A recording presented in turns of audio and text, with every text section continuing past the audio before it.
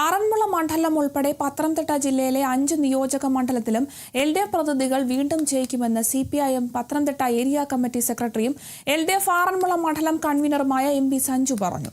ആറന്മുള മണ്ഡലത്തിൽ കിഫ്ബിയുടെ ഫണ്ട് വിനിയോഗിച്ച് നിരവധി പ്രവർത്തനങ്ങളാണ് നടത്തിയത്. ഇത് തിരഞ്ഞെടുപ്പിൽ പാർട്ടിക്ക് അനുകൂലമാകുമെന്നും പറഞ്ഞു. തിരഞ്ഞെടുപ്പിന്റെ വിജ്ഞാപനം പുറപ്പെടുവിപ്പിക്കാൻ ആഴ്ചകൾ മാത്രം ശേഷിക്കെ സംസ്ഥാനത്തെ 3 മുന്നണികളും BJPയും കോൺഗ്രസും CPMും തെരഞ്ഞെടുപ്പിന്റെ ചൂടിലേക്ക് മാറിയിരിക്കുകയാണ്. സംസ്ഥാനത്തെ ഏറ്റവും കൂടുതൽ ശ്രദ്ധേയമായിട്ടുള്ള ഒരു ജില്ല പത്തനംതിട്ടയാണ്.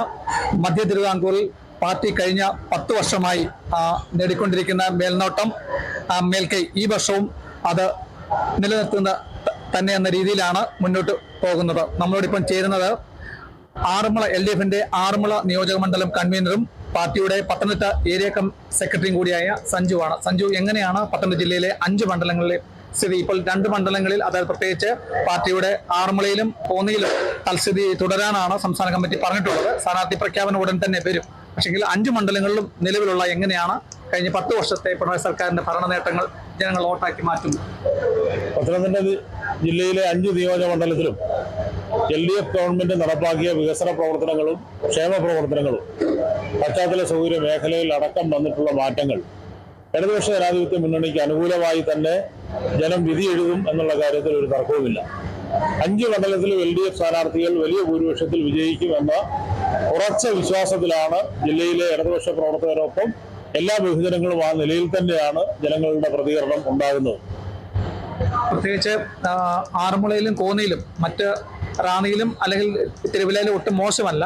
സമഗ്രമായ അടിസ്ഥാന സൗകര്യങ്ങൾ, ഒത്തിരി വികസനങ്ങൾ നമുക്ക് എടുത്തു പറയാൻ കഴിയും. ഇതെല്ലാം വോട്ടാക്കി മാറ്റാൻ കഴിയുമോ? തീർച്ചയായും. ഈ വികസന പ്രവർത്തനങ്ങളെ സംബന്ധിച്ചാണല്ലോ ജനത്തിന് മുമ്പാകെ ഇടതുപക്ഷം തെരഞ്ഞെടുപ്പ് പ്രവർത്തനത്തിൽ പ്രചരണ വിഷയം തന്നെ വികസനവും ക്ഷേമവും തന്നെയാണ്.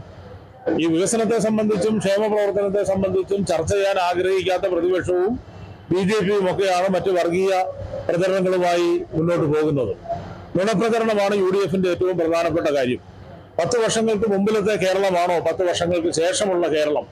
അത് ഏത് മേഖല എടുത്ത് നോക്കിയാലും ജനത്തിന് തൊട്ടറിഞ്ഞ് അനുഭവിക്കാൻ കഴിയുന്ന നിലയിലേക്കുള്ള വികസന പ്രവർത്തനങ്ങളാണ് ഈ ജില്ലയിലും കേരളത്തിലുടനീളം നടപ്പാക്കിയിട്ടുള്ളത്.